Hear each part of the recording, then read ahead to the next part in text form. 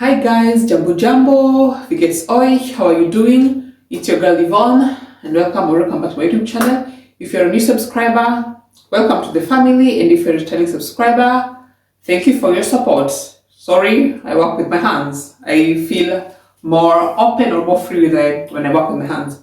So today's vlog is going to be about what you're going to do, what you're supposed to do upon arrival in Austria. Already, if you've not watched it, I already posted a vlog about the requirements you are going to need for the family reunion or spousal visa D.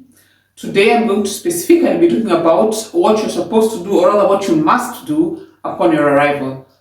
And today it's just me and my bonnet and my PJs. And my kids are already in bed. My husband is busy doing something, so I have a few minutes to spare. And I thought, why not shoot a quick vlog here before I go and join my husband when he's done whatever he's doing. So here I have my trusted notebook with everything written so that I don't forget. But so we've already talked about requirements and what you're supposed to do when you go to the embassy to apply for your spousal or rather family reunion visa, which is a type D visa.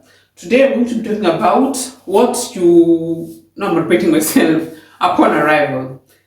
So there are several things you have to keep in mind. Of course after you've gotten a visa, your visa is granted and you're 100% sure that you're coming to Austria. So what you're supposed to do as soon as you land, because although you've gotten the family type D visa, it's only for, I think, also 90 days. Only 90 days. And because if you're not careful, or if your spouse is also not careful, and then you just come and relax and you think, we are married, blah, blah, blah, rather we're going to get married and that's it. Shock on you. When the 90 days are over, you're going to go back and you have to start the process all over again. So it's only a 90-day visa, so you have to keep that in mind. And as soon as you arrive, of course, the first week or the first week or so, you can relax and then you can also familiarize yourself with the surroundings, because here it's your new home. Here is where you're going to be staying. You have to familiarize yourself with the streets where you're staying. If you're staying in the village like me, you have to familiarize yourself with where the bus stops are in case you need to go to the bus with a bus, or if you're where the shops are in case you need to buy something, or where the house arts is, where these little simple things, you're surrounding your neighbors, where the shops are, and that, so that of course your spouse can show you that, because but that's the thing I'm going to use the first. You're supposed to just familiarize yourself. Am I saying it correctly? Familiarize.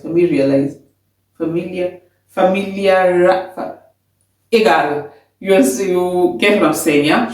So you have to get to know your surroundings and the things that are around you, so that you keep at least yourself at least keep busy on them, so that when, let's say, your spouse has to work or so, you're not just home alone sitting in the house not knowing what to do. Look there are forests, there are parks, there are places you can go for short walks when you're alone at home waiting for your spouse to come back. So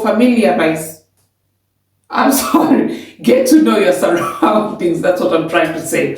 You get? Okay. Excuse me. And then number 2, you also have to tell your spouse to give you the emergency contacts. Of course, your spouse is in a band, but in case of anything, you make sure you know the Notrufnummern, emergency numbers. The police numbers is really important. You have to know police number. You have to know the fire station numbers, fire station numbers, and you also have to know the Rettung. In case you need an ambulance, or in case something happens to you or your spouse, and your spouse cannot call the emergency, the ambulance. I don't know how it's called. I think my English is getting bad. So back to the point. the emergency number in case something happens to you when you're alone at home, or in case something happens to your spouse that he can't by himself, or he can't be able to contact the emergency services, that you also know the number you're supposed to use to contact the emergency services in case anything happens in your household, or yeah. So that's the second part. The third point I was going to say is your spouse or your husband, if you're already married, has to register your meldezettel. Yeah, your meldezettel is like how can I explain to it in English? Meldezettel. It's a piece of paper which shows who has your name, your date of birth, your country of birth, and your Wohnsitz, your house address where you're staying. It can be your own house, an apartment, whatever it is. It has to be shown so that when, in case they need anything, they can look in the system under your name and they know exactly where your house address, your date of birth, they know your nationality, they know your I don't know, those are the simple things that they need, or rather it's all of that is on a meldezettel. So that they put in the system, and in case they need anything or they have to send you something, they go direct and see they already have your details on the meldezettel, and then they have just to look at it. And you also need a meldezettel. So, and then also you I don't know if you have a joint account or not. You also need to open a bank account. However early you want, you can open as soon as you get here, or you can wait until you get a job. My hair is itchy, I'm supposed to wash it, or you can open a bank account as soon as you get here, or you can open it when you first get a job. But I would suggest as soon as you come, also open a bank account, and maybe your spouse can open it with some few euros or so, and then when you get your job, you can be getting your money on your account, your salary on your account. But I would say also open your own bank account. Let your spouse help you, because most of the banks here in Germany. Germany is a country. German is the language. Most of the banks they speak German, and if you're lucky, maybe you get someone that's willing to speak English. But that's when you're lucky, because some don't like. They know how to speak English, but they don't like it. That's why it's really important, and which takes me to my next point. You have to join a language school, because for the spousal visa you come and you get, it's only Deutsch Niveau A1, German level A1, and A1 is really just the basic stuff, the greetings and how to ask somebody how they are and how to say how you are, your age, and that's just really the basic stuff. So it's also important you register to a language school as soon as possible. And for the language school, that's why I said meldezettel. For the language school, you also need the meldezettel, because they'll have to know in case you do exams and so where they're supposed to send your results to. So that's also really important. A meldezettel, you also need that so that you can go to the language school. And for the language school, they are going to gauge you. They're going to give you first an entry test to see which level you're in. Because they have to know where to place you, because you might have done A1 but your German level is A2 already, or you might have done A1 just to get the certificate because it's easier, and your German level is A22. A22 is a bit higher level from A2. That's A22. So they have also to get you, then you can start your language school. And then another thing is also you need of course an Austrian telephone number, because your Kenyan number is not going to work here. I don't know if it works, I don't think so, but your Kenyan number is not going to work here. So as soon as you come here, you have to tell your spouse to look for a SIM card for you. And there are different types of SIM cards. There are these simple SIM cards like the ones you have at home in Kenya, and this you can use. You need to put airtime as soon as it ends, blah blah blah. And then we have another option where you go through a telephone service provider, and then they give you of course it's a SIM card, but then they bill you monthly automatically. No matter how much you telephone, no matter, they bill you monthly. So it depends on how frequently you use your your SIM card to call or to go on the internet, but they bill you monthly. So that's and also it's that's on contract mostly. It's a period of a year, I think, if I'm not wrong, a year or two. So after 1 year, they contact you and ask you, do you want to prolong your contract or do you want to end it here? So that's on you, but also, yeah, it's really important that as soon as you come here, you get yourself an Austrian SIM card. The next thing that might or might not happen, it didn't happen in my case, but it might happen to you. As soon as you come here, after about, it may take a week, it may take a month, it may take a bit longer than, the police may come. And they don't announce that they're coming, they're just going to come because they want to be sure that that's why you're staying. Because it's maybe that you just say you're staying there, but then so that you get entry to Austria. And then as soon as you come, ja, ich komme gleich. Ja, ich komme gleich, bin gleich fertig. Impromptu visit. They just come to see you and make sure that you're really there, and they might come and tell you to show them where you put your clothes, where your husband's clothes are, or where you put the cutlery, where you put the cups and plates. They might ask you to show them the bathroom where you put your things, yours and your husband's. They might ask you to show them, yeah, these are things that only the people who live in the house know, because it doesn't make sense. They come and then they ask you, show where you put your plates. You don't have any idea. Or they tell you, show us where you put your cutlery, or show us where the bathroom is, or show us where the keller is, and you have no idea. That's already a red flag for them. They think, how come you've stayed here for a whole month, for 2 months, but you have no idea where any single item in the house is? So that you also have to keep in mind, that the police may come or they may not come. What is that? What is that? I don't know if I'm seeing.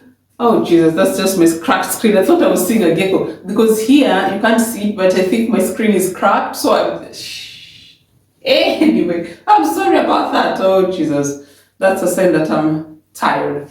So I continue, because it doesn't make sense to stay here for so long and you know nothing where any single item is. So yeah, because also for them it's a red flag. They come and think, why don't you know where anything is? So keep that in mind. As I said, in my case, the police did not come. I was never bothered by the police. They've never asked me about anything. So yeah, keep that in mind. They might and they might not come, but yeah, also keep that in mind. And last but not least, visa extension. As I said before, the visa type D is only given, that's given on your, is the sticker stamp on your passport. It's only 90 days, like a tourist visa. So as soon as you come here, you have to extend the visa. And that is where also the melded settle. Without the melded settle, they can't extend for you the visa. So as soon as you come here, your spouse has to help you go to the Gemeinde, the city hall, wherever you stay, in Burgenland, Oberösterreich, Niederösterreich, Tirol, wo immer. Wherever you stay, wherever you're situated, your spouse has to take you there to the city hall to help, not the city hall actually, it's, every Austrian region is different. For example, in Wien, they have these MA offices, but for us, here in Upper Austria, we have BH offices, so it's different. In Vienna, they have MA, and here we have BH. So whichever office is responsible for that, your spouse has to take you there. You have to apply for your visa extension, and for your visa extension is as if you're applying for a visa. Actually, you need in this case, when you're already married, or if you get married here, it's you need your marriage certificate. You need your melded settle. That melded settle is really important everywhere. Melded settle. Even if you go to the hospital for the let's say you're going to give birth, you need melded settle. If you're going to look for a job, melded settle. So melded settle, that's actually the first thing, ding ding ding, that you need to apply for when you get here. So for the extension, you're going to need your melded settle, you're going to need your marriage certificate, passport photos, application form. Your spouse can help you with that. And for the passport photos, they also have specific what's the time? Oh, they also have a specific size that they need. So you can go to Hartlauer. Hartlauer, they make the official passport photos for the Austrian passports and also for the, yeah, for job applications. Hartlauer is the best. So your spouse can take you to Hartlauer, you take the photos to take with you. What else are you going to need? Yeah, it's as if you're applying for really a new visa. The only difference is that it will be the application form and that you're going to need the Meldezettel. Other than that, yeah, I think that's that. And yeah, on my next vlog, I'm going to be talking about the marriage requirements. Yeah, when you want to get married in Austria specifically. So the marriage requirements for Austria, and then yeah, I'm going to take you through what you're going to need when you go to the mine there, when you go to the city hall to get married. So guys, that's it for today. Thank you so much for staying until this time. So now I'm going to go and join my husband. He's already been patient. And yeah, just watch some Netflix. And today I'm not in the mood for drinking wine. No, I'm not drinking any wine. So just you can cuddle a bit and watch some movies, and then we go to bed. So guys, thank you so much. Be good, be nice, and be blessed.